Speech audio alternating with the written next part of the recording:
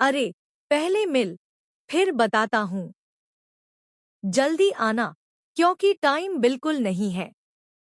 लेकिन जरा संभल कर आना, वरना मैडम जासूस देख लेंगी और फिर सारी प्लानिंग फेल हो जाएगी।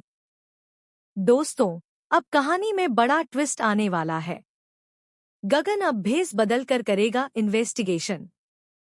धीरे धीरे उसे ऐश्वर्या की सारी करतूतों का पता चल जाएगा। अब गगन को समझ आ गया है कि ऐश्वर्या बाहर से कितनी सीधी साधी दिखती है, लेकिन असल में अंदर ही अंदर वह कितना खतरनाक खेल खेल रही है। इस बार गगन अकेला नहीं होगा, बल्कि अनिरुद्ध का साथ भी देगा। जी हाँ दोस्तों, मन्नत का आने वाला ट्विस्ट धमाकेदार होने वाला है।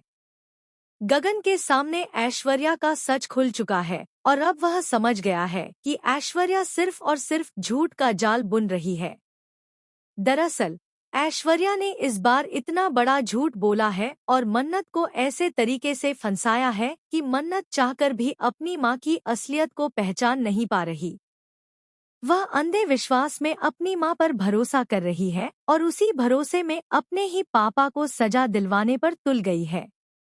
बेचारे अनिरुद्ध पर वह इल्जाम लग रहे हैं जो उन्होंने किए ही नहीं। सच तो यह है कि जिस गुनाह का कोई अस्तित्व ही नहीं, उसकी सजा अनिरुद्ध भुगत रहा है। वहीं दूसरी तरफ कहानी में और भी जबरदस्त ड्रामा देखने को मिल रहा है। विक्रांत और अनिरुद्ध के बीच टकराव इतना बढ़ गया है कि दोनों की टशनबाजी हाथापाई तक पहुंच गई है।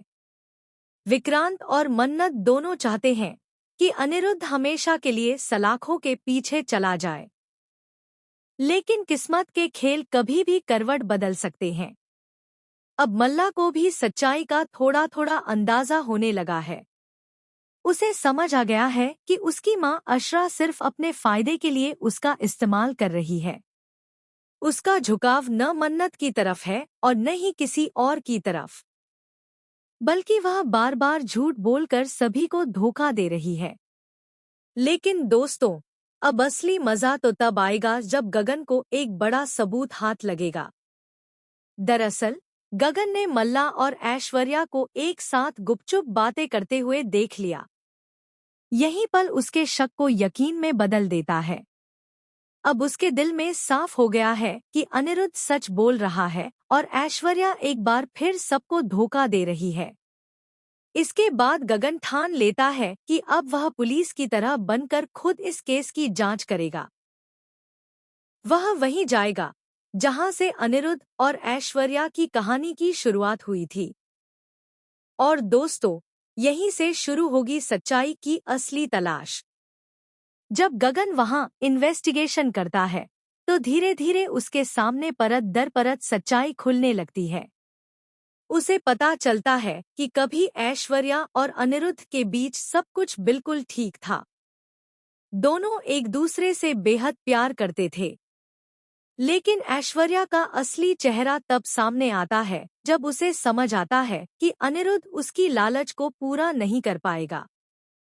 ऐश्वर्या को न अनिरुद्ध से प्यार था और न ही किसी और से। उसे तो बस पैसे और ताकत चाहिए थी।